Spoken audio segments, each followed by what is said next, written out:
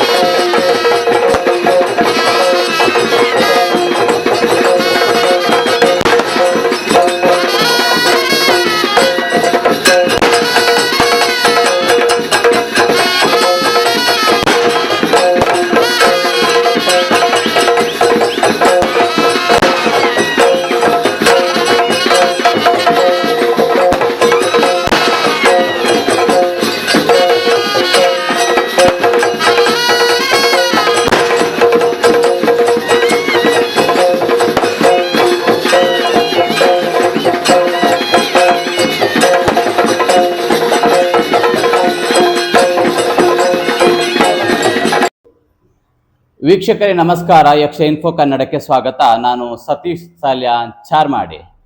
ಯಕ್ಷ ಪಯಣದ ಈ ಹಿಂದಿನ ಸಂಚಿಕೆಯಲ್ಲಿ ತೆಂಕುತಿಟ್ಟು ಯಕ್ಷಗಾನ ಕ್ಷೇತ್ರದಲ್ಲಿ ಸಾಧನೆಗೈದಂತಹ ಹಿರಿಯ ಯಕ್ಷಗಾನ ಕಲಾವಿದರಾಗಿರುವಂತಹ ಶ್ರೀಯುತ ಸುಬ್ರಾಯ ಹೊಳ್ಳ ಕಾಸರಗೋಡು ಇವರ ಸಂದರ್ಶನದ ಎಪಿಸೋಡ್ಗಳನ್ನು ನೋಡಿದ್ದೀರಿ. ಒಳ್ಳೆಯ ರೀತಿಯ ಸಪೋರ್ಟ್ ಅನ್ನು ಕೂಡ ಮಾಡಿದ್ದೀರಿ. ಯಾರೆಲ್ಲ ನೋಡಲಿಲ್ಲ, ನನ್ನ ಚಾನಲಲ್ಲಿ ಇದೆ, ಅಲ್ಲಿ ಹೋಗಿ ನೋಡಬಹುದು. ಇವತ್ತಿನ ಸಂಚಿಕೆಯಲ್ಲಿ ತೆಂಕುತಿಟ್ಟು ಯಕ್ಷಗಾನ ಕ್ಷೇತ್ರ, ಅದರಲ್ಲೂ ಕಟೀಲು ಮೇಳದಲ್ಲಿ ಕಳೆದ ಅನೇಕ ವರ್ಷಗಳಿಂದ ಸೇವೆಯನ್ನ ಗೈದು ಸದ್ಯಕ್ಕೆ ವಿಶ್ರಾಂತಿಯ ಜೀವನವನ್ನ ನಡೆಸಿಕೊಂಡಿರುವಂತಹ ಕಟೀಲು ಮೇಳದ ಹಿರಿಯ ಯಕ್ಷಗಾನ ಕಲಾವಿದರಾಗಿ ಗುರುತಿಸಿಕೊಂಡಂತಹ ಉಮೇಶ್ ಹೆಬ್ಬಾರರು ನಮ್ಮೊಂದಿಗೆ ಇದ್ದಾರೆ. ಇವರ ಯಕ್ಷ ಪಯಣದ ಸಂಚಿಕೆಯ ಏನು ಅದನ್ನ ಈ ನಮ್ಮ ಸಂಚಿಕೆಯಲ್ಲಿ ಅದು ಪ್ರದರ್ಶನಗೊಳ್ಳುವುದಕ್ಕಿದೆ. ಹಾಗಾಗಿ ಅವರನ್ನ ಪ್ರೀತಿಯಿಂದ ನಾನು ಕಾರ್ಯಕ್ರಮಕ್ಕೆ ಸ್ವಾಗತಿಸಿಕೊಳ್ಳುತ್ತಾ ಯಕ್ಷ ಪಯಣದ ಒಂದಷ್ಟು ಅನುಭವಗಳನ್ನ ನಿಮ್ಮ ಮುಂದೆ ತೆರೆದಿಡುವಂತಹ ಪ್ರಯತ್ನವನ್ನ ಮಾಡ್ತಾ ಇದ್ದೇನೆ. ಮೊದಲನೆಯದಾಗಿ ಅವರನ್ನ ಕಾರ್ಯಕ್ರಮಕ್ಕೆ ಪ್ರೀತಿಪೂರ್ವಕವಾಗಿ ಸ್ವಾಗತಿಸಿಕೊಳ್ತಾ ಇದ್ದೇನೆ. ಕಾರ್ಯಕ್ರಮಕ್ಕೆ ಪ್ರೀತಿಯ ಸ್ವಾಗತ. ಸಂತೋಷ, ನಮಸ್ಕಾರ. ಯಕ್ಷ ಪಯಣದ ಎಲ್ಲಾ ವಿಚಾರಕ್ಕೆ ಬರ್ತೇನೆ. ಅದಕ್ಕಿಂತ ಮುಂಚಿತವಾಗಿ ಹೇಗಿದೆ, ಆರೋಗ್ಯ ಹೇಗಿದೆ ಅಂತ ಹೇಳಿ. ದೇವರ ದಯೆಯಿಂದ ಆರಾಮ ಇದ್ದೇನೆ. ಆರಾಮಾಗಿದ್ದೀರಿ, ಅಷ್ಟಿದ್ರೆ ಸಾಕು. ಅನೇಕ ವರ್ಷ ಮೇಳ ಎಲ್ಲ ತಿರುಗಾಟವನ್ನ ಮಾಡಿದಂತಹ ಹಿರಿಯ ಕಲಾವಿದರು ನೀವು. ಆದ್ರೆ ಆ ಯಕ್ಷಗಾನದ ವಿಚಾರಕ್ಕೆ ಬರುವುದಕ್ಕಿಂತ ಮುಂಚೆ ನಿಮ್ಮ ಒಂದು ಪರಿಚಯ ಆಗಬೇಕು. ನೀವು ಮೂಲತಃ ಎಲ್ಲಿಯವರು, ಎಷ್ಟು ಜನ ಮಕ್ಕಳು, ಯಕ್ಷಗಾನಕ್ಕೆ ಹೇಗೆ ಬರ್ತೀರಿ ಅನ್ನುವಂಥದ್ದು ವೀಕ್ಷಕರಿಗೆ ಗೊತ್ತಾಗಬೇಕು ಅಂತ ಹೇಳಿ. ನಮ್ದು ಮೂಲ ಹೊಸಮಠ, ಕಡಬ ಹೊಸಮಠ. ತಂದೆಯವರ ಕಾಲದಲ್ಲಿ ಅಲ್ಲಿ ಆ ತೋಟ ಗೀಟ ಆಸ್ತಿ ಎಲ್ಲ ಇತ್ತಂತೆ. ಆದ್ರೆ ನಮ್ಮ ಹಿರಿಯರ ಕಾಲದಲ್ಲಿ ಹೋಗಿದೆ ಅದು. ಆಮೇಲೆ ಅಲ್ಲಿಂದ ತಂದೆಯವರು ಅವ್ರು 4 ಮಂದಿ, ನನ್ನ ಚಿಕ್ಕಪ್ಪಂದಿರು ದೊಡ್ಡಪ್ಪಂದಿರು ಹೊರಟು ಅಲ್ಲೆಲ್ಲಿ ಉದ್ಯೋಗ ಅರಸಿದ್ರು. ಕೆಲವರು ಬೆಂಗಳೂರಿಗೆ ಹೋದ್ರು. ತಂದೆಯವರು ಬೆಂಗಳೂರು ಕಡೆಗೆ ಮುಖ ಮಾಡಲಿಲ್ಲ, ಊರಿನ ಕಡೆ ಮುಖ ಮಾಡಿ ಅವರಿಗೆ ಪೌರೋಹಿತ್ಯ ಗೊತ್ತಿತ್ತು, ಯಕ್ಷಗಾನದ ಎಲ್ಲ ಅಂಗ ಗೊತ್ತಿತ್ತು. ನಾಟ್ಯ, ಚಂಡೆ, ಮೊದಲೇ ಪದ್ಯವು ಹೇಳ್ತಿದ್ರು. ಮತ್ತೆ ತೋಟಕ್ಕೆ ಸ್ಪ್ರೇ ಮಾಡೋದು ಅದು ಇದೆಲ್ಲ ಕಸಬು ಗೊತ್ತಿತ್ತು ಪೌರೋಹಿತ್ಯದೊಟ್ಟಿಗೆ. ಹಾಗೆ ಊರಿಂದ ಊರಿಗೆ ತಿರುಗ್ತಾ ಇದ್ರು. ಆಗಿನ ಕಾಲ ಅಂದ್ರೆ ಭಾರಿ ಕಷ್ಟ ಇತ್ತು. ಹೌದು, ಭಾರಿ ಬಡತನ, ಪ್ರತಿಯೊಬ್ಬರಿಗೂ ಬಡತನ, ಶ್ರೀಮಂತರು ಅಂತ ಇರಲಿಲ್ಲ. ಆಗ ದುಡಿಮೆಯಲ್ಲಿ ಭಾರಿ ಹುಷಾರಿದ್ರು. ಹಾಗೆ ಅಲ್ಲೆಲ್ಲೆಲ್ಲಿದ್ದು ಕಳೆಂಜಕ್ಕೆ ಬಂದೆವು ನಾವು. ಕಳೆಂಜ ಅದು ಎಲ್ಲಿ? ಕಳೆಂಜ ಇಲ್ಲಿ ಕಾಯರ್ತಡ. ಅಲ್ಲಿ ಸದಾಶಿವೇಶ್ವರ ದೇವಸ್ಥಾನದಲ್ಲಿ ಪೂಜೆಗೆ ಇದ್ರು ತಂದೆಯವರು. 10-12 ವರ್ಷ ಇದ್ರು. ಆಗ ನಾವೆಲ್ಲ ಹುಟ್ಟಿಕೊಂಡವರು. ನಾವು 4 ಗಂಡು ಮಕ್ಕಳು, 4 ಹೆಣ್ಣು ಮಕ್ಕಳು ತಂದೆಯವರಿಗೆ. ತಾಯಿಯವರು ಗಂಗೆ ನೀರು ಅಂತೇಳಿ ಹೊಸ್ಮಾರ್ನ ಹತ್ರ, ಹೊಸ್ಮಾರ್ ಬದಿ. ಹಾಗೆ ಬಾಲ್ಯದಲ್ಲಿ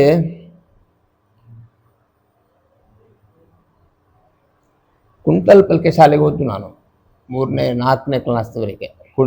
ಹೌದು. ಆಮೇಲೆ ಅನಿವಾರ್ಯವಾಗಿ ನಾವು ಅಲ್ಲಿಂದ ಹೊರಡಬೇಕಾಯ್ತು ಕಾರಣಾಂತರದಿಂದ. ಕಳೆಂಜ ಬಿಟ್ಟು ನಾವು ಗಂಗೆ ನೀರಿಗೆ ಹೋದೆವು. ಹೊಸ್ಮಾರ್ ನಾರವಿ ಹತ್ರದ್ದು ಗಂಗೆ ನೀರು ಅಂತ ಹೇಳಿದ್ರೆ. ಅಲ್ಲಿ ಮಾವನ ಜಾಗ ಇತ್ತು, ಒಂದು ಮನೆ ಇತ್ತು. ಅಲ್ಲಿ ಅವರು ನಮ್ಮನ್ನು ಕೂತ್ಕೊಳಿಸಿದ್ರು, ತೋಟ ಗಿಟ್ಟ ಎಲ್ಲ ನೋಡಿಕೊಳ್ಳಿಕ್ಕೆ.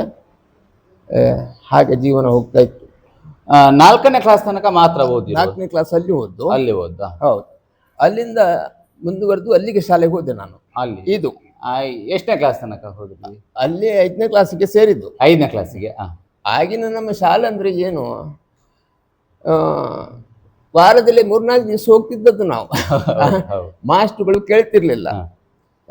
ಏನಾದ್ರು ಹೇಳಿದ್ರೆ ಹಾ ಅಂತ ಹೇಳ್ತಿದ್ರು. ರಜಾರ್ಜಿ ಎಂಬ ಪ್ರಶ್ನೆ ಇರ್ಲಿಲ್ಲ. ಅದು ಹೈಸ್ಕೂಲ್ ಮಟ್ಟದವರೆಗೂ ಹಾಗೆ ಇತ್ತು. ಆಗ ಬಡತನ ಇತ್ತಲ್ಲ, ಹೊರೆದ ಕೊಡೆಯೋ ಹರಿದ ಚಡ್ಡಿ ಹಾಕೊಂಡೇ ಹೋಗ್ತಿದ್ದೆ. ಈಗಿನ ಮಕ್ಕಳಾಗೆ ಬೂಟ್ಸ್, ಟೈ, ಅದು ಇದು ಎಂತದ್ದು ಇರ್ಲಿಲ್ಲ. ಯಾವ ಇಸವಿ ಅಂತ ನೆನಪುಂಟ? ಎಷ್ಟನೇ ಇಸವಿ ಅಂತ? ಸಾಧಾರಣ 19 ಕರೆಕ್ಟ್ ನೆನಪಿಲ್ಲ. 1950-60 ಆಸುಪಾಸು ಇರ್ಬೋದು. 60 ನಂತರ ಇರಬೇಕು. ನಂತರ 60 ನಂತರ 60 ನಂತರವೇ. ಅಲ್ಲಿ 73ರಲ್ಲಿ ಹೈಸ್ಕೂಲ್ ಆಯ್ತು. ಆ ಲೆಕ್ಕದಲ್ಲಿ 60ಕ್ಕಿಂತ ಕಮ್ಮಿ. ಆದ್ರೂ ಬೆಳತನ ಶಾಲೆಗೆ ಹೋಗ್ತಿದ್ದೆವು ನಾವು. ಅಲ್ಲಿ ಕೊಲ್ಲಂಜದಲ್ಲಿ 7ನೇ ಕ್ಲಾಸ್ ಮುಗಿಸಿ ಹೈಸ್ಕೂಲಿಗೆ ನಾರಾವಿಗೆ ಹೋದೆ. ನಾರಾವಿ ಹೈಸ್ಕೂಲ್. ಒಳ್ಳೆ ಶಿಕ್ಷಣ ಮಟ್ಟ ಇತ್ತು ಅಲ್ಲಿ. SSLC ತನಕ ಮಾಡಿದ ಶಾಲೆ ಅದು. ನಡ್ಕೊಂಡು ಹೋಗ್ತಿದ್ದದ್ದು, ವಾಹನ ಇರಲಿಲ್ಲ ನಮ್ಗೆ. ಸಾಧಾರಣ ಒಂದು 4-5 ಕಿಲೋಮೀಟರ್, 5-10 ಕಿಲೋಮೀಟರ್ ಡೈಲಿ ಆಗ್ತಿತ್ತು. ಓದುದ್ರಲ್ಲಿ ಹುಷಾರಿದ್ರ ಅಲ್ಲ ಹೇಗೆ? ಓದುದ್ರಲ್ಲಿ ಹುಷಾರಿದ್ರ? ಉಮೇದಿತ್ತು ನಮ್ಗೆ, ಇಂಟ್ರೆಸ್ಟ್ ಇತ್ತು. ಹೌದು. ಗಣಿತ ಒಂದು ಬಿಟ್ಟರೆ ಉಳಿದ ವಿಷಯದಲ್ಲಿ ಯಾವುದ್ರಲ್ಲೂ ಕಮ್ಮಿ ಇರ್ಲಿಲ್ಲ. ಗಣಿತ ಒಂದು ಯಾರಿಗ ಆಗುದಿಲ್ಲ. ಹೌದು, ಗಣಿತದಲ್ಲಿ ಸ್ವಲ್ಪ ಹಿಂದೆ. ಆಗ ನಮ್ಗೆ ಕನ್ನಡ ಇದು ಬಾಬ್ ಶೆಟ್ರು ಅಂತ ಇದ್ರು. ನಾರವಿ ಬಾಬ್ ಶೆಟ್ರು ಫೇಮಸ್. ಮೊದಲವರು ಇಲ್ಲಿ ಶಿರ್ತಾಡಿ ಹತ್ರ ಇದ್ರು ಹೈಸ್ಕೂಲಲ್ಲಿ. ಆಮೇಲೆ ಅವರ ಪಾಠಗಳು ಅಂತ ಹೇಳಿದ್ರೆ ಪಾಠಗಳು ಅವ್ರು ಬಂದ್ರೆ ಆಯ್ತು, ಮತ್ತೆ ಪಿರಿಯಡ್ ಮುಗಿದ್ರು ಮತ್ತೆ ಹೋಗುದು ಬೇಡ ಅಂತ ಆಗ್ತಿತ್ತು. ಅವರು ಅಷ್ಟು ಆಕರ್ಷಣೀಯವಾಗಿಯೂ ಪಾಠ ಮಾಡ್ತಾ ಇದ್ರು. ಕನ್ನಡದಲ್ಲೆಲ್ಲ ಫುಲ್ಲು ಮಾರ್ಕ್ಸ್. ಸಮಾಜವಾಗಿ ಸುಂದರ ಹೆಗ್ಡೆ ಅಂತ ಇದ್ರು ಮಾಸ್ಟ್ರು. ಹಿಂದಿ ಪಂಡಿತರು ಇದ್ರು. ಗಣಿತಕ್ಕೆ ಮಾತ್ರ ಕಷ್ಟದಿಂದ ಅಷ್ಟೇ. ಅಲ್ಲಿ 10ನೇ ತರಗತಿವರೆಗೆ ವಿದ್ಯಾಭ್ಯಾಸವನ್ನು ಮಾಡಿಸಿ ತದನಂತರ ಹೇಗೆ? ತದನಂತರ ಕಾಲೇಜಿಗೆ ಹೋಗುವಷ್ಟು ನಮ್ಗೆ ಆರ್ಥಿಕತೆ ಇರಲಿಲ್ಲ. ಮತ್ತೆ ಅಲ್ಲಿ ಹತ್ತಿರ ಕಾಲೇಜ್ ಇಲ್ಲ ನಮ್ಗೆ. ಒಂದು ಕಾರ್ಕಳಕ್ಕೆ ಹೋಗ್ಬೇಕು ಅಥವಾ ಬೆಳ್ತಂಗಡಿಗೆ ಬರಬೇಕು. ಆ ಗುರುವಾನ್ಕೆರೆಯಲ್ಲಿ ಕಾಲೇಜ್ ಇರಲಿಲ್ಲ ಆ ಕಾಲ. ಬೆಳ್ತಂಗಡಿಯಲ್ಲಿಯೂ ಜೂನಿಯರ್ ಕಾಲೇಜ್ ಇತ್ತು ಅಂತ ಕಾಣ್ತದೆ. ಧರ್ಮಸ್ಥಳ ಇದು ಉಜಿರೆ, SDM ಉಜಿರೆ ಇದ್ದದ್ದು. ಜೂನಿಯರ್ ಕಾಲೇಜ್ ಇರ್ಲಿಲ್ಲ ಆ ಟೈಮಿಗೆ. ಇರ್ಲಿಲ್ವಾ? ಬೆಳ್ತಂಗಡಿ ಇದಿಲ್ಲ ವಿದ್ಯಾಭ್ಯಾಸ. ಕಾರ್ಕಳ ಗೋನೇಂದ್ರ ಅದು ದೂರ ಆಯ್ತು.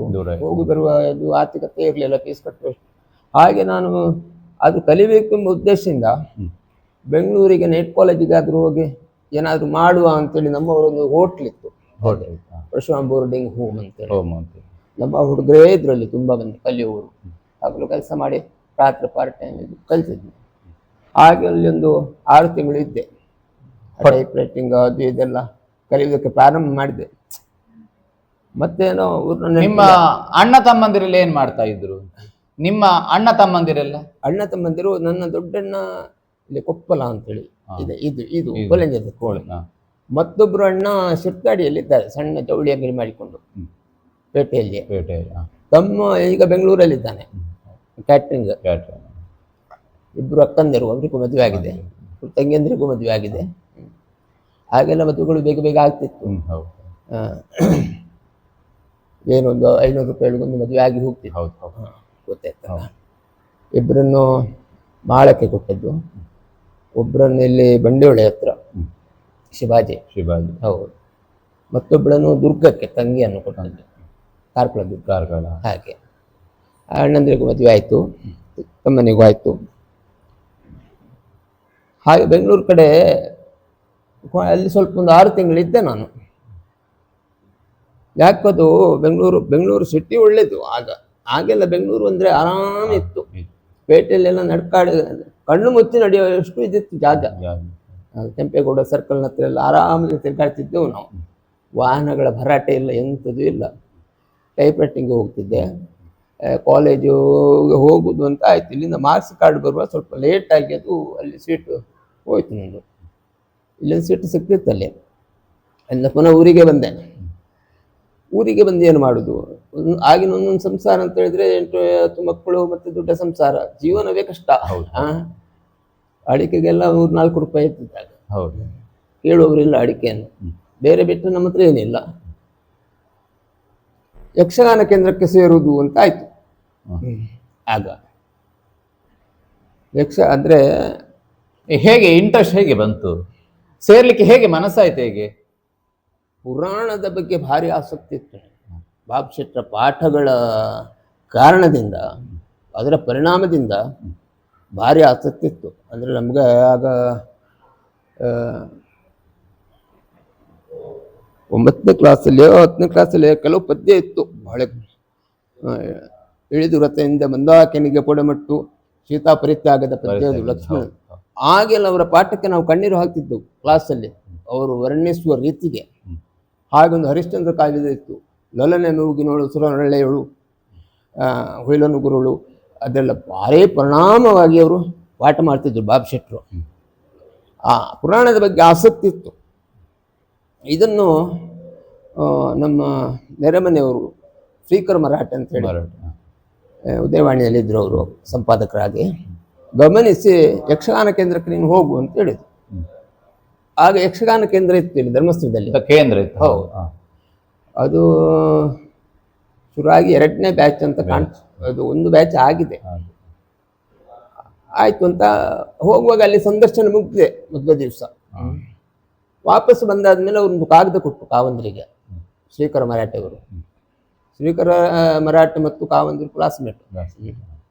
ಆಯ್ತು ಅಂತ ಒಪ್ಪಿಗೆ ಆಗಿ ಪುನಃ ಬೀಡಿನಲ್ಲಿ ಒಂದು ಸಣ್ಣ ಸಂದರ್ಶನದಾಗಿ ಮಾಡಿದ್ರು. 2 ಪದ್ಯ ಹೇಳಿದ್ರು. ಲಕ್ಕಣ್ ಶೆಟ್ರು ಇದ್ರು ಆಗ ಸಣ್ಣ ಮೇಳದ. ಪದ್ಯ ಹೇಳಿದ್ರು, 10 ಹೇಳಿದೆ, ಕ್ಲಾಸಿಗೆ ಜಾಯಿಂಟ್ ಆಯ್ತು. ಆಗ ಪಟ್ರೆ ಚಂದು ನಮಗೆ ಗುರುಗಳ. ಹೌದು,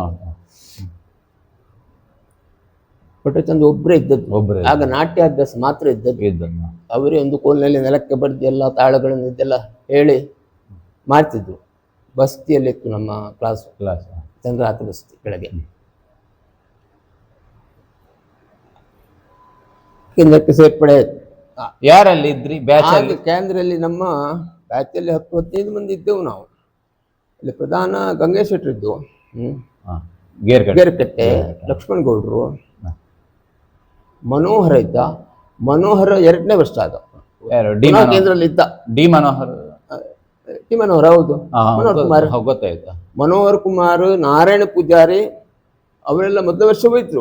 ಪುನಃ ನಮ್ಮೊಟ್ಟಿಗೆ ಬಂದಿದ್ರು. ಹೌದು, ಪುನಃ ಕೇಂದ್ರದಲ್ಲಿ ಇರ್ತಿದ್ರು ಅವರು.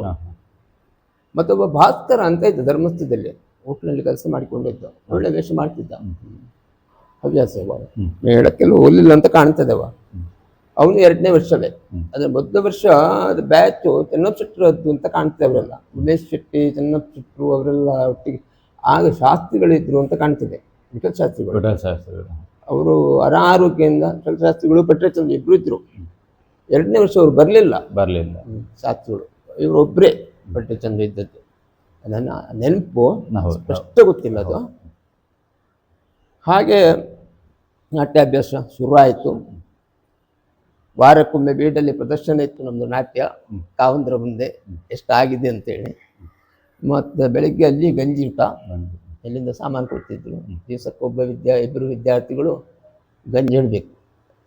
ಇದಕ್ಕೆ ಕೇಂದ್ರಕ್ಕೆ ಹೋಗ್ಲಿಕ್ಕೆ ಮನೆಯಲ್ಲಿ ಸಪೋರ್ಟ್ ಇತ್ತು. ಮನೆಯಲ್ಲಿ ಅಂತ ಹೇಳಿದ್ರೆ ಆಗಿನ ಕಾಲದಲ್ಲಿ ಅಂದ್ರೆ ನಮ್ಮ ತಾಯಿಯವರಿಗೆ 8 ನಾವು ಮಕ್ಕಳು. ಈಗಿನ ತಾಯಂದಿರ ಹಾಗೆಲ್ಲ ಆಗಿನ ತಾಯಂದಿರು. ಈಗ ಒಂದು ಮಗನನ್ನೇ 2 ಮಕ್ಕಳಾದ್ರೆ ಅವ್ರಿಗೆ ಕಷ್ಟ ಆಗ್ತದೆ ನೋಡಿಕೊಳ್ಳಿಕ್ಕೆ, ಓಲೈಸ್ತಾರೆ. ನಮ್ಮನ್ನೆಲ್ಲ ಓಲೈಸುವವರು ಯಾರಿಲ್ಲ. ನಾವೆಲ್ಲ ಬಿದ್ದು ನಮ್ಮಷ್ಟಕ್ಕೆ ಹೇಳ್ತಿದ್ದೆವು, ಕೂಗಿದ್ರೆ ನಮ್ಮಷ್ಟಕ್ಕೆ ಸಮಾಧಾನ ಆಗ್ತಿದ್ದೆವು. ಎಂತ ಇದ್ರು ನಮ್ಗ ಪಾಲಿಗೆ ಬಂದ್ರೆ ಹಂಚಿಕೆಯಲ್ಲಿ ತಿಂತಿದ್ದೆವು, ಸಿಕ್ಕದಿದ್ರೆ ಮಾತಾಡ್ಲಿಕ್ಕೆ ಇಲ್ಲ. ಮತ್ತೆ 7 ಮಕ್ಕಳನ್ನು ನೋಡಿಕೊಳ್ಳುವ ಕ್ರಮ ಅಂದ್ರೆ ಹಾಗೆ ಇತ್ತು. ಬಡತನವೂ ಇತ್ತು. ಹೊಟ್ಟೆ ತುಂಬ ಬೇಕಾದಷ್ಟು ಮಕ್ಕಳಿಗೆ ದಿನಕ್ಕೊಂದು ತಿಂಡಿಯ ಗಿಂಡಿ ಇಲ್ವೇ ಇಲ್ಲ. ಗಂಜಿ ಊಟೊಂದು ಆರಾಮಲ್ಲಿ ಇತ್ತು. ಹಾಗಂತ ನಾವು ಹೈಸ್ಕೂಲ್ ಮಟ್ಟದಲ್ಲಿ ಒಳ್ಳೆ ಕೆಲಸ ಮಾಡ್ತಿದ್ದೆವು. ಮಾಮನ ತೋಟ ಇತ್ತು.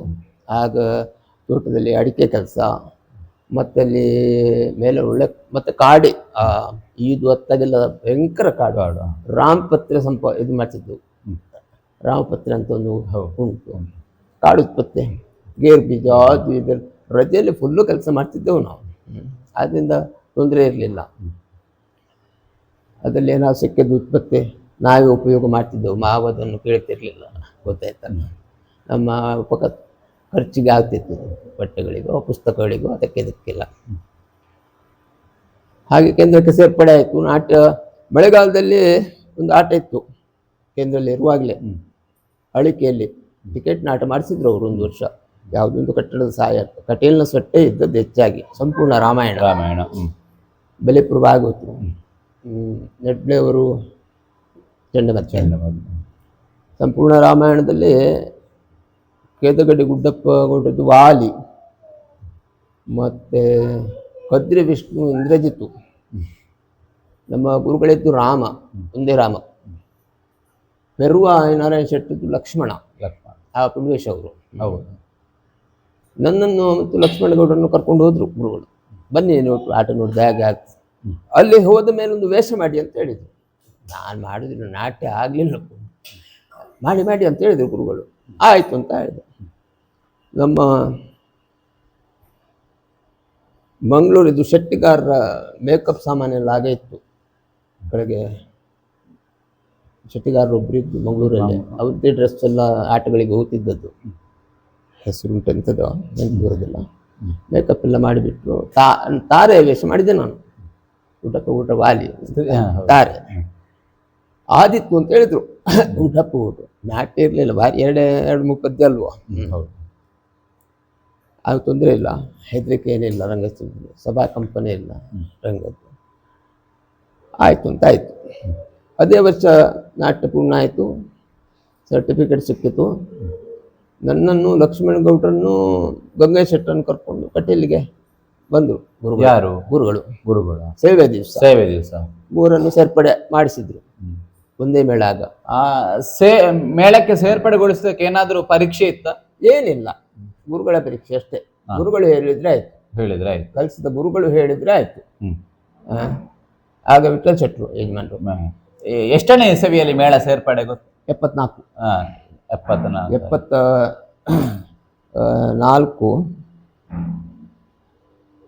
74 ನಾನು ಬೆಂಗಳೂರಿಗೆ ಹೋಗಿದ್ದೆ. 74 ಮತ್ತೆ ಸ್ವಲ್ಪ ಅಲ್ಲಿಂದ ಬಂದ ಮೇಲೆ ಕೇಂದ್ರ. ಎಷ್ಟು ವರ್ಷ ನಿಮಗೆ? ಎಷ್ಟು ವರ್ಷ ಆಗವಾ? 18, 19 ಅಷ್ಟೇ. ಇವಾಗ ನಾವೆಲ್ಲ ಒಂದೇ ಪ್ರಾಯದವರು, ಲಕ್ಷ್ಮಣಗುರು ನಾವೆಲ್ಲ ಶೆಟ್ಟಿ ಎಲ್ಲ.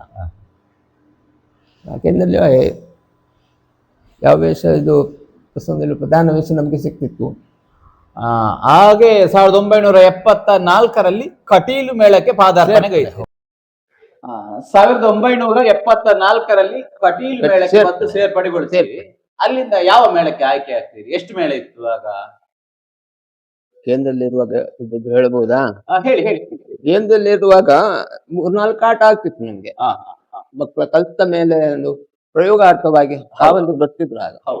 ಆಗೆಲ್ಲ ಬಬ್ರುವಾಹನ ಕಾಳಗ, ಬಬ್ರುವಾಹನ ನನಗೆ ಬರೀತಿದ್ರು ಗುರುಗಳು. ಆಗ ಪೈಪೋಟಿ ಇತ್ತು.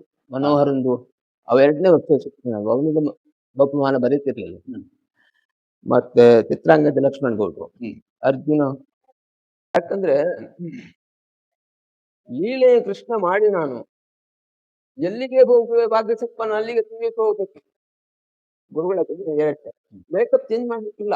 ನಾನು ಒಂದು ಟೂಪ್ ಪೌಡರ್ ಹಾಕಿ ಒಂದು ಬೊಟ್ಟು ಹಾಕೊಳ್ಳೋದು, ಸೀರೆ ಉಟ್ಕೊಂಡು ಹೋಗ್ತಿದ್ದೆ. ಲೀಲೆ ಕೃಷ್ಣ ಮಾಡಿ ವೇಷ ಹೋಗ್ಬೇಕು. ವೇಷ ಅಂದ್ರೆ ಅದು ಹಾಗಿತ್ತು. ಇಷ್ಟು ಗೊತ್ತಾಯ್ತಲ್ಲ, ಯಜಮಾನ್ರ ಆರ್ಡರ್ ಅದಲ್ಲ, ಹುಡುಗ ಹೋಗ್ಲೇಬೇಕು. 6-7 ಶ್ರೀವೇಶಗಳು ಸುಮಾರು ಬಸ್ಸಲ್ಲಿ ಕೂತು ಹಾಸ್ಯಗಾರರು ನೆನಕಿಟ್ಟ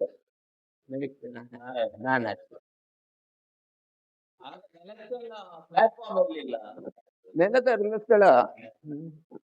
ಕೆಲವು ಕಡೆ ಮಣ್ಣು ಹಾಕ್ಸಿ ಮಾಮೂಲು ಆಗುವ ಆಟಗಳಲ್ಲ. ಕೆಲವು ಗದ್ದೆಯಲ್ಲಿ ಗದ್ದ ಕೂಡದೆ ಮಣ್ಣು ಹಾಕಿ ಗಟ್ಟಿ ಮಾಡ್ತಿದ್ರು. ಹಾಗೆಂತ ಕೆಲವು ಕಡೆ ಏನು ಮಾಡ್ತಿರ್ಲಿಲ್ಲ. ಹೋದ್ಮೇಲೆ 4 ಕಂಬ ಹಾಕೋದು, ಪೈರು ಕೊಯ್ದ ಇದು ಕೂಡ ಅದು ಕೆತ್ತ ಸರಿ ಮಾಡ್ತಿರ್ಲಿಲ್ಲ. ಗೊತ್ತಿಲ್ಲ. ಆಗ ಕುಣಿಯುವುದಂತ ಹೇಳಿದ್ರೆ ಅದು ಭಯಂಕರ ಕಷ್ಟ ಆಯ್ತು. ಕುಣಿಯುವುದು ಹಾಕ್ತಿದ್ರು 2 ಗೋಡೆ.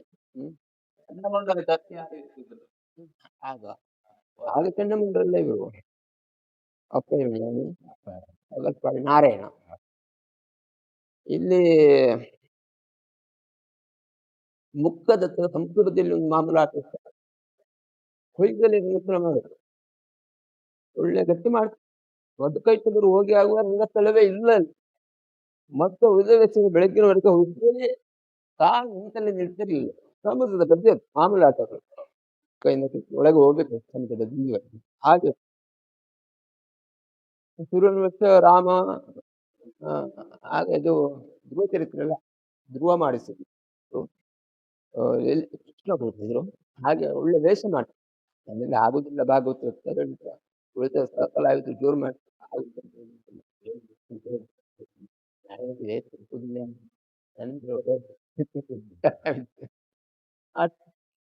ಇಲ್ಲದ್ರೆ ನಾನು ಮಾಡುವ ವಸ್ತುಗಳು ಇವರು ಮಾಡ್ತೀನಿ ನನ್ನ ಇವರು 4 ಹೋಗುದು, ಬಾಲ್ಯದ್ದು ಕಾಡಿಗೆ ಹೋಗುದು, ಮದುವೆತ್ತು ಕೋಲೆದ್ದು ಕ್ರೇಟ ಕಟ್ಟಿಕೊಂಡು ಒಬ್ಬರೇ ಮಾಡ್ತಿತ್ತು. ಮತ್ತೆ ನಾನು ಅದನ್ನ ಕೊಡ್ತೇನೆ. ಹೊರತ ವರ್ಷಕ್ಕಾಗುವಾಗ 2 ಬೇಡ ಸರಿ. ಹಾಗೆಲ್ಲ ಬೆಳಗ್ಗೆ ಕ್ಯಾಂಪ್ ಹೋಗ್ಲಿಕ್ಕೆ ಬಸ್ ಇಲ್ಲ, ಲಾರಿ ಅದು ಕಲ್ಲಿನ ಲಾರಿ ಅದು ಸಾಕು ಅಂತ ಹಾಗೆ ಬರ್ತಿದ್ದೆ. ಬಟ್ಟೆ ಪರಿಸ್ಥಿತಿ ಇರ್ತಿತ್ತು. ಕ್ಯಾಂಪಿಗೆ ಹೋಗುವಾಗ 11 ಹೀಗೆ ನಿದ್ದೆ ಮಾಡುವ ಪ್ರಶ್ನೆ ಇರ್ಲಿಲ್ಲ. ಊಟ ಮಾಡಿದ ಸ್ವಲ್ಪ 7 ಗಂಟೆಗೆ ನಿಮ್ಗೆ ಬ್ರಾಹ್ಮಣರ ಬಿಡ ಹೋಗುದು, ದೂರ ನಡ್ಕೊಂಡು ಬಾರಿ ಆದ್ರೂ ಕೆಲವು ಸಲ ಮಧ್ಯಾಹ್ನ ಪೂಜೆಗೆ ನಿಂತಲ್ಲಿ ಕಣ್ಣು ಮತ್ತೆ ಅಲ್ಲಿಗೆ ಬಿದ್ದಾಗ ಆಗ್ತಿತ್ತು. ಅದೆಲ್ಲ ಕೆಲವು ಕಡೆ ಪೂಜೆಗೆ ಯಜಮಾನ್ ಕೊಡ್ತಿದ್ರು. ಮತ್ತೆ ದೂರ ಆದ್ರೂ ಯಜಮಾನ್ರಿಗೂ ಮೇಳಕ್ಕೂ ಸಂಬಂಧ ಇತ್ತು. ಆಗಿನ ಯಜಮಾನರು ಯಾವಾಗ ಬರ್ತಾರೆ ಹೋಗ್ತಾರೆ ಇನ್ನೂ ಗೊತ್ತಾಗ್ತಿಲ್ಲ. ಕಾಲಕ್ಕೆ ಅವರು ಡ್ರೈವರು, ಅವರು ಜೋತಿಗೊಬ್ರು ಇದ್ರು ಬಾಬಣ್ಣ. 7 ಗಂಟೆಗೆ ಬಂದ್ರು, ಅಲ್ಲಿ ಅದೊಂದು ಮರದ ಅಡಿಯಲ್ಲಿ ಕೂತು ಆಟ ನೋಡ್ತಿದ್ರು. ಮತ್ತೆ 11 ಗಂಟೆ ಬರ್ತಿದ್ರು.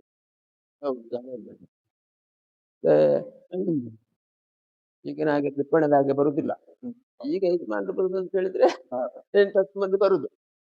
ಆದ್ರಿಂದ ಭೀತಿ ಇತ್ತು ಕಲಾವಿದರಿಗೆ. ಯಜಮಾನರು ಬಂದಿದ್ದಾರೋ, ಆಟ ನೋಡ್ತಾರೋ, ಅಷ್ಟೇ ಅದು ಒಂದು ಗೌರವ.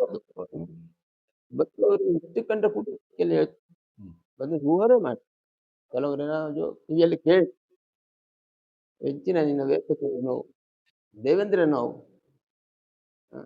ಆಟ ಕೇಳಿದ್ದು ಸರಿ ಇತ್ತು ಹೇಳ್ತಿದ್ವಿ. ಟೈಮಲ್ಲಿ ವೇಷದ ಮೇಲೆ ಭಕ್ತಿ ಇತ್ತು. ಶ್ರದ್ಧೆ ಭಕ್ತಿ ಇದ್ರೆ ಅದು ಪರಿಪೂರ್ಣ ಫಲ ಕೊಡ್ತದೆ. ಇಲ್ಲದ್ರೆ ಇಲ್ಲ. ಈಗಿನ ಆಗಿರ್ತಾವ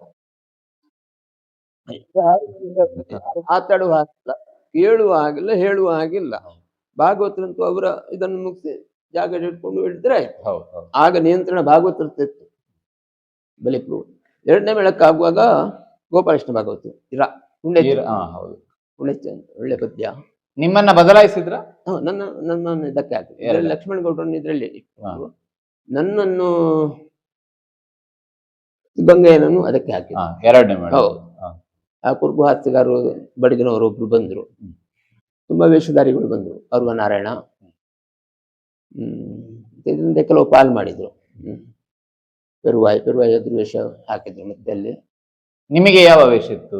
2ನೇ ವರ್ಷದಲ್ಲಿ ಶುರುವಿನ ವರ್ಷದಲ್ಲಿ ನಾನು ಮುಖ್ಯಶ್ರೀ ವೇಷ ಮಾಡಿ ಆದಿಮಾಯ ಮಾಡ್ತಿದ್ದೆ. ಆದಿಮಾಯ ಮಾಡಿ ದಿತ್ತಿ ಮಾಡ್ತಿದ್ದೆ. ವಿವಾಹ ಎಲ್ಲ ಇತ್ತು, ಮಾಲೆ. 2ನೇ ವರ್ಷಕ್ಕಾಗುವಾಗ ಮುಖ್ಯಶ್ರೀ ವೇಷ ಮಾಡಿ ಆದಿಮಾಯ ಮಾಡಿ ಯಕ್ಷ ಹೌದು ಯಕ್ಷ ಮಾಡ್ತಿದ್ದೆ. ಹಾಗೆ 8-9 ತಿಂಗಾಟ ಆಯ್ತು. ಹಾರ್ತಿದ್ರ? ದಿಗಿನ ಹಾಕ್ತಿದ್ರ? ನಾ ಚಿನ್ನಮಕ್ಕಳು ಮಾಡ್ತಿದ್ದೆ, ಮಾಡ್ತಿದ್ದೆ, ಅಭಿಮನ್ಯು ಮಾಡ್ತಿದ್ದೆ. ತುಂಬಾ ವರ್ಷ ಅಭಿಮನ್ಯು ಕುಂಡು ವೇಷ ಮಾಡಿದ್ರು. ಆಗಿನ ಹಂತವೇ ಆಗಲ್ವಾ? ಶ್ರೀವೇಷ 2ನೇ ಶ್ರೀವೇಷ ಪ್ರಧಾನ ಶ್ರೀವೇಷ. ಪ್ರಧಾನ ಶ್ರೀವೇಷ ಮಾಡುವ ಪ್ರಧಾನ ಪುಂಡಿವೇಷ ಮಾಡ್ಲಿಕ್ಕೆ ಸಮರ್ಥ ಬೇಕಾದ. ಶ್ರೀವೇಷ ಮಾಡುವ ಪುಂಡಿವೇಷವೂ ಮಾಡಬೇಕು, ಇಲ್ಲದ್ರೆ ವೇಷಧಾರಿ ಅಲ್ಲ. ಈಗಿನ ಹಾಗೆಲ್ಲ ಒತ್ತು ಪುಂಡಿವೇಷ, 2ನೇ ಪುಂಡಿವೇಷ, ಪ್ರಧಾನ ಶ್ರೀವೇಷ, ಪ್ರಧಾನ ಪುಂಡಿವೇಷ, ಮತ್ತೆ ಅವನ ಎದುರು ವೇಷಕ್ಕೆ ಹೋಗುದು. ಪ್ರಧಾನ ಪುಂಡಿವೇಷ ಆಗಿ 1-2 ವರ್ಷ ಇತರ ಕೆಲಸ ವೇಷಗಳು ಮಾಡಿ ಮತ್ತೆ ಮೇಲೆ ಏರುದು. ಈಗಿನ ಹಾಗೆ ಹೋಗಿ ಪ್ರಥಮ ಸೀಟಲ್ಲಿ ಕೂತ್ಕೊಳ್ಳುವ ಅವಕಾಶ ಆಗ ಯಾರಿಗೂ ಇರಲಿಲ್ಲ. ಈಗೆಲ್ಲ 1-2 ವೇಷ ಮಾಡಿದ ಕೂಡುವಾಗ ಪ್ರಧಾನವಾಗಿ ಹೋಗಿ ಕೂತ್ಕೊಳ್ಳುದು. ಮಾಡಿದ್ದು ಅದು ಆಗಿನ ಕಾಲ ಹಾಗಿರ್ಲಿಲ್ಲ. ಉದಾಹರಣೆಗೆ ಕುಟಪ್ಪಗೌಡರು ಹೇಳ್ತಿದ್ರು, ಅವರು ಆಗ ಏನೋ ವೇಷ ಮಾಡಿ ದೇವೇಂದ್ರ ಬಲ ಮಾಡಿ ಚೌಕಿಯ ಮೇಲೆ ಹೋದ್ರಂತ ಒಂದು ಹಾಗೆ ಏನೋ ಏನಾದ್ರು ಜೋರು ಮಾಡಿದ್ರಂತೆ, ಇಲ್ಲಿಗೆ ಸಣ್ಣ ಮಕ್ಕಳು ಬರುವ ಹಾಗಿಲ್ಲ ಅಂತೇಳಿ. ದೊಡ್ಡ ಎದುರು ಮೇಲೆ ಬರಬಾರ್ದು ಅಂತ. ಆಗ ಮನಸ್ಸಲ್ಲಿ ಅವರು ಗ್ರಹಿಸಿದ್ರಂತೆ, ದೇವರ ಹತ್ರ ಪ್ರಾರ್ಥನೆ, ಒಂದು ದಿವಸಕ್ಕಾದ ನನ್ನನ್ನು ಇಲ್ಲಿಗೆ ತಕೊಂಡು ಬಾ. ಹಾಗೆ ಅವರು ಎದುರು ವಯಸ್ಸಾಗಿ ಮತ್ತೆ ರಿಟೈರ್ಡ್ ಆಗ್ತದೆ. ಹೌದು, ಹೇಳ್ತಿದ್ರು ಅವ್ರು ನಮ್ಮ ಹತ್ರ. ಹೀಗಿತ್ತು ಮೊದಲಿನ ಕಾಲ. ದೊಡ್ಡ ವೇಷದವರೆಲ್ಲ ಮೆಟ್ಟಿಕೊಂಡು ದುಡಿಕೊಂಡು ಮಾತಾಡುವ ಹಾಗಿಲ್ಲ ಸಣ್ಣ ವೇಷ. ಹೌದು ಹೌದು, ಗೊತ್ತಾಯ್ತಲ್ಲ. ಏನ್ ಮಾಡಿದ್ರು ಮಾತಾಡುವ ಹಾಗಿಲ್ಲ, ಯಜಮಾನ್ರ ಹತ್ರ ದೂರ ಹೋಗುವ ಹಾಗಿಲ್ಲ. ಮೇಳದೊಳಗಿನ ಹಿರಿಯರೇ ಭಾಗವತ್ರ ಏನಾದ್ರು ಭಾಗವತರ ಹತ್ರ ಹಿಡಿತಿತ್ತು, ಅವರೇ ಮಾಡುದು. ಹಾಗೆ ಎರಡನೇ ಮೇಳಕ್ಕೆ ಸೇರಿದ ಮೇಲೆ 2-3 ವರ್ಷ ಆದ್ಮೇಲೆ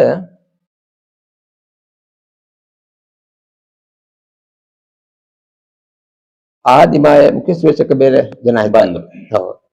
ಆದಿಮಾಯ ಮಾಡಿ, ಆದಿಮಾಯವೇ ಇಲ್ಲ ಇಲ್ಲ ಇಲ್ಲ ಆ ಹುಡುಗರು ಬರ್ತಿದ್ರು ಹೊಸಬ್ರು. ಹೌದು, ಮಾಲಿನ್ಯ ಮಾಡಿ ಚಂಡಮುಂಡರು. ಮಾಲಿನ್ಯ ಮಾಡಿ ಚಂಡಮುಂಡ. ಯಾರೆಲ್ಲ ಚಂಡಮುಂಡರು? ನಾನು ಸೇರಿದ ವರ್ಷ ಅದು ಚಂಡಮುಂಡರು ಪ್ರಥಮವಾಗಿ ಮಾಡ್ಲಿಕ್ಕೆ ವರ್ಷ ಮುನ್ಕೂರು ಕುಟ್ಟಿದ್ದ, ಮೊನ್ನೆ ತೀರಿ. ಹೌದು ಹೌದು, ಮುನ್ಕೂರು ಕುಟ್ಟಿ, ಚೆನ್ನಪ್ಪ ಶೆಟ್ರು ನಮಗೆ ಜೊತೆ ಸಿಗ್ತಿದ್ರು. ಅಪ್ಪಯ್ಯ ಮಣಿ ಆಡಿ ಸಿಗ್ತಿದ್ದ. ಒಬ್ರು ರಜೆಯಲ್ಲಿ ಆಚೆ ಈಚೆ ಆದ್ರೆ ಮತ್ತೆ ಯಾರಾದ್ರು ಅಡ್ಜಸ್ಟ್ ಮಾಡ್ಬೇಕಲ್ಲ, ಹಾಗೆ. ಮಾಲಿನ್ಯ ಮಾಡಿ ಚಂಡಮುಂಡ್ರು ಅಷ್ಟು ಮಾಡ್ಲಿಕ್ಕೆ ಅರ್ಜೆಂಟ್ ಆಗ್ತಿತ್ತಾಗ. ಮೇಕಪ್ ಮತ್ತೆ ಮಾಡುದು, ಡ್ರೆಸ್ ಕಟ್ಟೋದು, ಮುಖದ ಕೆಲಸ ಮತ್ತೆ ಮಾಡುದು. ಆಗ ತಲೆಗುದ್ದೆಲ್ಲ ಇಲ್ಲಿವರೆಗಿತ್ತು, ಟೋಪನ್ ಎಲ್ಲ ಇಲ್ಲ. ಬೇಕಾಷ್ಟು ತಲೆಗುದ್ದು ಇಷ್ಟು ದೊಡ್ಡ ಜುಟ್ಟಿತ್ತು. ಆಗ ಹೆಚ್ಚಿನ ಕಲಾವಿದರಿಗೆಲ್ಲ ಟೋಪನ್ ಇಲ್ಲ, ಎಲ್ಲಾ ಜುಟ್ಟಿತ್ತು. ಟೋಪನ್ ಬೆರಳೆಣಿಕೆ ಕಲಾವಿದರಿಗಿದ್ದು. ಗುಡ್ಡಪ್ಪ ಗೊಂಡು ಒಂದೇ ಇರ್ತಿದ್ರು, ಮತ್ತೆ ಯಾರು ಇರ್ತಿರ್ಲಿಲ್ಲ. ಮುಂಗುರುಳೆಲ್ಲ ಹೇಗೆ ಇಡ್ತಿದ್ರಿ? ಮುಂಗುರುಳೆಲ್ಲ ಹೇಗೆ ಇಡ್ತಿದ್ರಿ? ಯಾವ್ದು ಟೋಪನಿಗೆ ಮುಂಗುರುಳೆಲ್ಲ ಹೇಗೆ ಬಿಡಿಸ್ತಾ ಇದ್ರಿ? ಅದನ್ನೇ ಬೆಳೆಸ್ಲಿಕ್ಕೆ ಆಗ್ತದೆ, ತಲೆಗುದ್ದಲ್ಲೇ ಬೆಳೆಸ್ಲಿಕ್ಕೆ ಆಗ್ತದೆ ಮುಂಗುರು, ಹ್ಯಾಪಿನ್ ಹಾಕಿ. ಗೊತ್ತಾಯ್ತಲ್ಲ. ಸ್ವಲ್ಪ ಕಷ್ಟ ಆಯ್ತು, ಡಬ್ಬಲ್ ಪಿನ್ ಹಾಕಿ ಇದ್ ಮಾಡಿದ್ರೆ ಮುಂಗುರು ಬರ್ತದೆ. ಆಗೆಲ್ಲ ಮುಂಗುರುಳು ತಲೆಗುದ್ದಿರುವಾಗ ಸ್ವಲ್ಪ ಕಷ್ಟವಾಗ್ತಿತ್ತು, ಸುಲಭವೂ ಆಗ್ತಿತ್ತು. ಯಾಕಂದ್ರೆ 3-4ನೇ ವರ್ಷಕ್ಕೆ ನಾನು ಪ್ರಧಾನ ಶ್ರೀವೇಷದ ಆದೆ.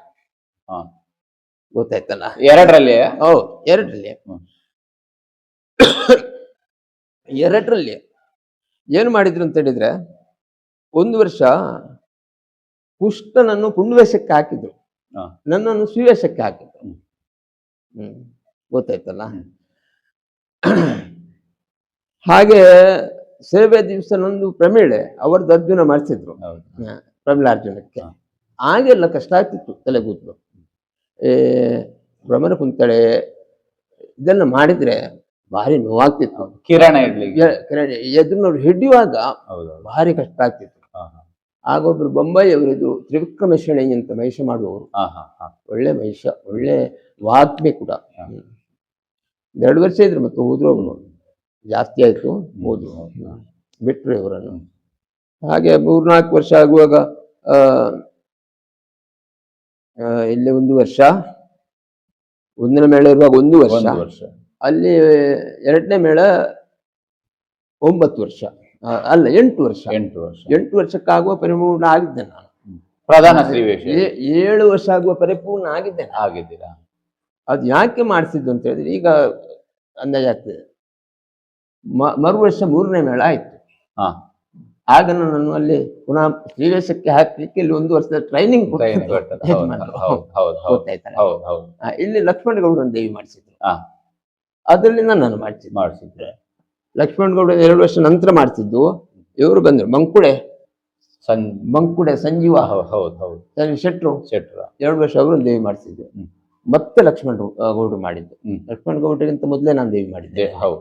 ಗಂಗಾಯನ ಮಹಿಷ, ಗಂಗಾ ಶೆಟ್ಟ ಮಹಿಷ ನಂದು ದೇವಿ ನಾಗ. ಗುಡಪ್ಪ ಗುಡ್ಡೆ ರಕ್ತ ಬೀಜ ಆಗಿತ್ತು ಸೆಟ್ 3ನೇ ವರ್ಷದಲ್ಲಿ.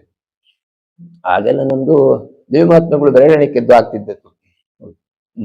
ಈಗಿನಷ್ಟು ದೇವಿ ಮಹಾತ್ಮೆಗಳಿಲ್ಲ. ವರ್ಷದಲ್ಲಿ ಆದ್ರೆ ಒಂದು 25 ದೇವಿ ಮಹಾತ್ಮೆಗಳು. ಹರಿಕೆ ಹೇಳಿಕೊಳ್ಳುವುದು ಹಾಗೆ ದೇವಿ ಮಹಾತ್ಮೆ ಆಡಿತ್ತು. ಈಗ ದಿನಂಪ್ರತಿ ದೇವಿ ಮಹಾತ್ಮೆ, ಆಗ ದೇವಿ ಮಹಾತ್ಮೆಗಳು ಇಲ್ಲ. ದೇವಿ ಮಹಾತ್ಮೆ ದಿವಸ ಎಲ್ಲ ಭಾರಿ ಇದಿತ್ತಾಗುವ ಚೌಕಿಯಲ್ಲಿ ಇದು ಭಾರಿ ಒಂದು ಕಲಾವಿದ್ರಿಗೆ ಒಂದು ಭೀತಿ ಇತ್ತು. ಈಗ ಆ ಭೀತಿ ಇಲ್ಲ. ಈಗ 150 ದೇವಿ ಮಹಾತ್ಮೆ ಆಗ್ತದ? ಹೆಚ್ಚಾಗಿ 150 ಜಾಸ್ತಿ ಆಗ್ತದೆ, ಗೊತ್ತಾಯ್ತಾ? ಪ್ರತಿ ಮೇಳ ದಿವಸದ 120 130 ಅಂತ ಬರ್ತೇವೆ ಎಷ್ಟು ಲಾಸ್ಟಿಗೆ ನೋಡಿದ್ದೇನೆ ನಾನು.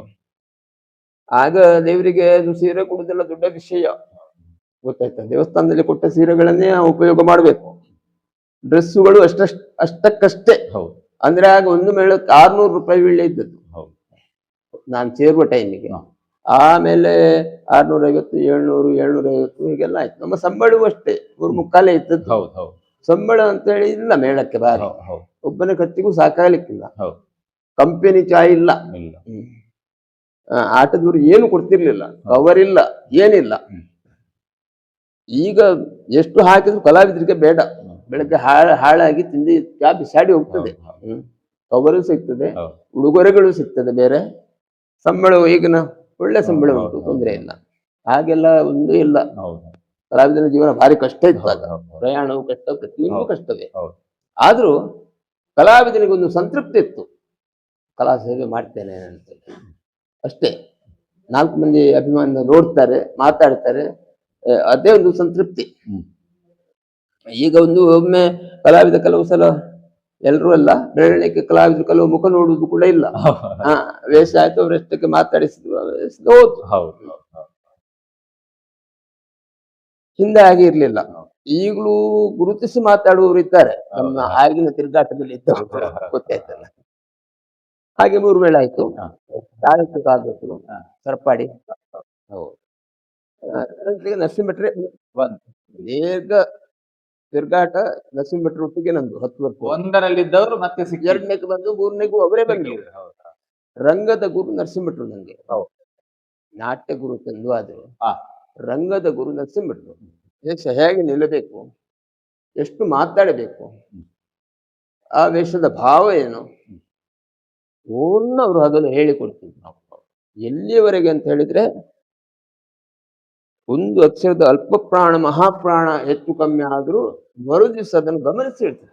ಅಷ್ಟು ಗಮನ ಕೊಡ್ತಿದ್ರು. ನಮ್ಗೆ ಕೆಲವು ಎಲ್ಲರೂ ಅಲ್ಲ, ಅದಕ್ಕೆ ಬೇಕಂತಾದವರಿಗೆ, ಅಂದ್ರೆ ಅವರನ್ನು ಒಳ್ಳೇದು ಮಾಡಿಕೊಂಡವರಿಗೆ, ಅವರಿಗೆ ಯಾರ ಮೇಲೆ ನಮಗೆ ಅವರು ಹೇಳ್ತಿದ್ರು. ಯಾಕಂದ್ರೆ ಎಲ್ಲ ವೇಷದವರು ಅವರ ಮಾತನ್ನು ಕೇಳ್ತಿರ್ಲಿಲ್ಲ. ಹಾಗೆ ಇತ್ತು ಕೆಲವು ವೇಷದವರು. ಪ್ರಾಣ ಹೆಚ್ಚು ಕಮ್ಮಿ ಆದ್ರೂ ಹೇಳ್ತಾರೆ. ಹಾಗೆ ಭಾಗವತರುಗಳು ಕೂಡ ಒಳ್ಳೆ ಉತ್ತೇಜನ ಇತ್ತು. 3ರಲ್ಲಿ ಕಲಾವಿದರು ಯಾರ ಜೊತೆ? 3ರಲ್ಲಿ ಏಕತ್ವ ಇತ್ತು ಬಣ್ಣಕ್ಕೆ. ಬೇಜಾವರದವರು ಇದ್ರು. ಬೇಜಾವರ ಬೆಳೆದಿಲ್ಲ ಅವರು, ಕಡೆ ದೀಪಕ್ ರಾವ್ ಬೇಜಾವರ, ದೀಪಕ್ ರಾವ್ ಚಿಕ್ಕಪ್ಪ, ದೀಪಕ್ ರಾವ್ ಚಿಕ್ಕಪ್ಪ ಇದ್ರೆ ಸತ್ಯನಾರಾಯಣ ಅಂತ ಹೆಸರು. ಅದೇ ದೀಪಕ್ ರಾವ್ ಅವರು ಚಿಕ್ಕಪ್ಪ ಅವರು ಒಂದು ಹೆಸರು ಹೇಳಿದ್ರು. ದೀಪಕ್ ರಾವ್ ನಾನು ಚಿಕ್ಕಪ್ಪನೊಟ್ಟಿಗೆ ನಿಮಗೆ ತಿರ್ಗಾಟ ಉಂಟು, ಫೋಟೋ ನೋಡಿದ್ದು ನಾನು. ನೀವು ಯಾರು? ನಾನು ಹೀಗೆ ಒಟ್ಟಿಗೆ ಜೊತೆಗೆ ಅವ್ರದ್ದು ಭ್ರಮರ ಕುಂತಳೆ ಆಗಿತ್ತು. ಅವರು ವಿದೇಶದಲ್ಲಿದ್ದಾರೆ ಈಗ. ಮಧ್ಯೆ ಮಧ್ಯೆ ಬರ್ತಾರೆ ರಂಗ. ಅವತ್ತು ಸಂದರ್ಶನ ಆಗ್ಲಿಕ್ಕಿದೆ, ಬಂದ ಮೇಲೆ ಕೊಡ್ತೇನೆ ಅಂತ ಹೇಳಿದ್ದಾರೆ. ಹಾಗೆ ಕಾರಂತ ಇದ್ದದ್ದು ಹಾಸ್ಯ ಜಯರಾಮ್ ಶೆಟ್ಟಿ ಮುನ್ಕೂರು. ಆದ್ರೆ ಇದ್ದವರು ಮತ್ತೆ ಇಂಪ್ರೂವ್ ಆದ್ರು. ನಾವೆಲ್ಲ ಸಹ ಕಲಾವಿದರು ಹೇಳ್ಕೊಡ್ತೀವಿ. ಹಾಗೇನು ಮಾಡಿ ಕೊಡ್ತಿದ್ದೆವು. ಹೋಗುವುದು ಆಟ ಹೊಡೆದಾಗುತ್ತೆ. ಈಗ ಸೆಟ್ಟಿಂಗ್ ಇಲ್ಲ, ಒಬ್ಬರ ಮುಖೊಬ್ರು ನೋಡುದಿಲ್ಲ, ಸೀದಾ ಹೋಯ್ತು, ಅಲ್ಲಿ ಏನಾದ್ರು ಮಾಡಿತ್ತು ಬಂತು, ಗೊತ್ತಾಯ್ತು. ಮತ್ತೆ ದೇವೇಂದ್ರ ಪುತ್ತೂರು ಕೃಷ್ಣ ಭಟ್ರು ಇದ್ರು. ಪುತ್ತೂರು ಕೃಷ್ಣ ಭಟ್ರು. ನಿಮ್ಮದು ದೇವಿ ಆಗ್ತಿತ್ತು? ದೇವಿ ಆಗ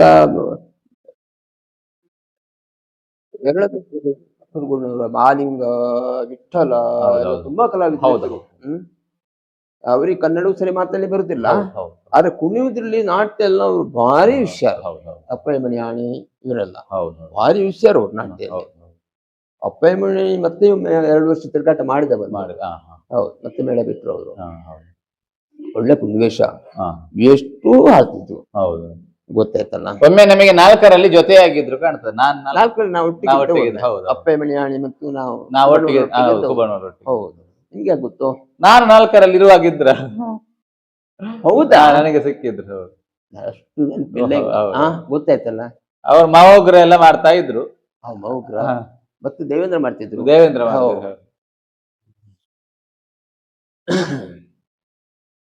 ನನ್ ಕೊಟ್ಟ ದೇವೇಂದ್ರ ಅವರಿಗೆ ನಾನು ಇದು ಮಾಡಿ ನಿಮ್ಮನ್ನ ಮೇಳ ಬದಲಾಯಿಸ್ತಾರೆ ನೀವು. ಮತ್ತೆ ನಾನು ಅದರಿಂದ ಪೂಂಜರು ಸೆಟ್ಟಿಗೆ ಹೋದೆ ಮಧ್ಯೆಯಲ್ಲಿ. ಹೌದು ಹೌದು ಹೌದು. ಅಲ್ಲಿ ಜಯರಾಮ ಹೋದ ಅಂತ ಹೇಳಿ ನನ್ನನ್ನು ಅಲ್ಲಿ ಕಳಿಸಿದ್ರು. ಹೌದು ಹೌದು. ಮೂರು ಮೇಳ ಆಯ್ತು, ತಿರುಗಾಟ ಯಶಸ್ವಿ. ಒಂದು ಪ್ರಸಂಗ ನಮ್ದು ಭಾರಿ ಹೆಸರಿತ್ತಾಗ, ಪಂಚವಲ್ಲಭೆ ಅಂತ ಹೇಳಿ. ಪಂಚವಲ್ಲಭೆಯಲ್ಲಿ ನಾವು ದ್ರೌಪದಿ ಸ್ವಯಂವರ, ಚಿತ್ರಸೇನ ಕಾಳಗ ದ್ರೌಪದಿ ಸ್ವಯಂವರದಲ್ಲಿ ಬರ್ತದೆ ಅದು, ಕೀಚಕ ವಧೆ, ಅಕ್ಷಯಾಂಬರ, ರತಿ ಕಲ್ಯಾಣ ಇದನ್ನು ತಗೊಳ್ತಿತ್ತು. ನಂದು ದ್ರೌಪದಿ. ಕೀಚಕ ವಧೆಗೂ ಇದಕ್ಕೂ ಅಕ್ಷಯಾಂಬರಕ್ಕೂ ನನ್ನದು. ಮತ್ತೆ ಕೂಡಿ ಕುಷ್ಟ ಮಾಡ್ತಿದ್ವಿ ರತಿ ಕಲ್ಯಾಣ. ಹೌದು, 1 ವರ್ಷ ಸಾಧಾರಣ ಒಂದು 70-80 ಆಡ್ತೀವಿ ನಾವು. ಇತರ ಪ್ರಸಂಗ ಯಾವುದಿಲ್ಲ, ಪಂಚವಲ್ಲಭೆ. ದೇವಿ ಮಹಾತ್ಮೆ, ಕಟಕ್ಷೇತ್ರ ಮಹಾತ್ಮೆ ಏನು ಒಂದು 3-4 ಆಗ್ತಿದ್ದು ವರ್ಷದಲ್ಲಿ ಅಷ್ಟೇ. ಬಿಟ್ಟು ಅದನ್ನು ಗಂಗೆಯನ ದುಶಾಸನ ಒಳ್ಳೇದು ಮಾಡ್ತೀವಿ. ಒಳ್ಳೆ ದುಶಾಸನ. ಎಷ್ಟು ವರ್ಷ 3ರಲ್ಲಿ ತಿರುಗಾಟ ಮಾಡಿದ್ರಿ? 3ರಲ್ಲಿ 2 ವರ್ಷ. 2 ವರ್ಷ. ಅಷ್ಟೊತ್ತಿಗೆ ಅರ್ವನಾರಾಯಣ ಶೆಟ್ರು ಮೇಳ ಮಾಡುದು ಅಂತ ನಿಘಂಟು ಮಾಡಿದ್ರು. ಅರ್ವ ಮೇಳ ಅರ್ವದವರು ಇದ್ರಾಗ, ಅರ್ವದವರು ನಾವೊಂದು 4-5 ಮಂದಿ ಅದೇ ಮೇಳದವರನ್ನು ಕಲಾವಿದರನ್ನು ಮಾತಾಡಿಸಿ ಎಲ್ಲ ಒಪ್ಪಿಗೆ ಆಯ್ತು. ಶಂಕರನಾರಾಯಣ ಕಾರಂತರು, ಮತ್ತೊಬ್ರು ನಾರಾಯಣ ಶೆಟ್ಟಿ ಅಂತ ಇದ್ರು ತಗಿನವರು, ನಾನು, 4-5 ಮಂದಿ. ಹಾಗೆ ನಾನು ಮೇಳೊಮ್ಮೆ ಬಿಟ್ಟೆ. ಹಳದಂಗಡಿ ಮೇಳ, ಬರಕದ ಪಿಂಗಾರ, ತಾರನಾಥ ಬಲ್ಲೆ ಎಂದು ವಿರಚಿತ. ಒಳ್ಳೆ ಹೆಸರಿತ್ತು ಆ ಪ್ರಸಂಗಕ್ಕೆ. ಯಾಕೆ ಕಟೀಲು ಮೇಳ ಬಿಡುವಂತದ್ದು? ಬಿಡುವಂತದ್ದಂತೆ ಯಾಕೆಂಬ ಸ್ಪಷ್ಟ ಇದಿಲ್ಲ, ಉತ್ತರ ಇಲ್ಲ. ಏನು ಮೇಳ ನನಗೆ ಏನು ತೊಂದರೆ ಆಗ್ಲಿಲ್ಲ. ಯಜಮಾನ್ರ ಹತ್ರ ಮೇಳ ಬಿಡ್ಬೇಕಂತ ಹೇಳ್ಬೇಕಲ್ಲ ನಾನು. ಎದುರು ಹೋಗಿ ಹೇಳುವ ಧೈರ್ಯ ನನ್ಗಿಲ್ಲ. ಮೇಳವು ಪೂಜೆ ಅಂತೆ ಅಂದ್ರೆ ಜೋರ್ ಮಾಡ್ತಾರಂತ, ನಮ್ಗೆ ಎದುರು ನಿಂತು ಮಾತಾಡುವ ಧೈರ್ಯ ಇಲ್ಲ. ರಜಿಸ್ಲಿಕ್ಕಾಗದೆ ಬರ್ದೆ. ನಾನು ಬರುವ ವರ್ಷ ಮೇಳಕ್ಕೆಲ್ಲ ಕ್ಷಮಿಸಿ ನನ್ನನ್ನು. ಅವರದನ್ನು ತಕೊಳ್ಳೇ ಇಲ್ಲ. ಊರಲ್ಲಿ ಇಲ್ಲ ಅಂತಲೇ ಬಂತು. ಬರ್ದು 2 ಸಲ. 3ನೇ ಸಲ ಧೈರ್ಯದಲ್ಲಿ ಹೋದೆ ಬಡಕಬೈಲಿಗೆ. ಬಡಕಬೈಲಿನಲ್ಲಿ ಹೇಳಿದೆ. ಒಂದು ನಿಮಿಷ ಮಾತಾಡಲಿಲ್ಲ ಅವರು. ಒಂದು ಹೇಳಿದೆ. ಮತ್ತೊಂದು ನಿಮಿಷ ನಿಂತೆ ನಾನು. ಪಂಡದಾಡತ್ತೋ ಕೋಲೆ ನಾನು ಅಂತ ಹೇಳಿದ್ದೆ. ಬಾರಿ ಬೇಜಾರಾಯ್ತು ಅವ್ರಿಗೆ. ಮತ್ತೆ ಇಲ್ಲಿ ಮೇಳದ ಕಲಾವಿದರು ಹೇಳ್ತಿದ್ರು, ಗುಡ್ಡಪ್ಪ ಗುಡ್ರು ಹೇಳಿದ್ರು, ಏನ್ ನಂಬಿನ ಹಾಕ್ಲ ಪೂರ ನಾನು ಬಿಡುದಿಲ್ಲ. ಲಕ್ಷ್ಮಣ ಗೌಡ್ರು ಬಿಟ್ಟಿದ್ದಾರೆ ಆಗ ಮೇಳ. ಅವರು ಪುತ್ತೂರಿಗೆ ಹೋಗಿದ್ದಾರೆ ಸುಧರ್ಮಡ್ಡಾರಿ ಬೆಳಕ್ಕೆ. ಲಕ್ಷ್ಮಣ ಗೌಡ್ರು ಬೆಳಗಾವಿ. ಹೌದು.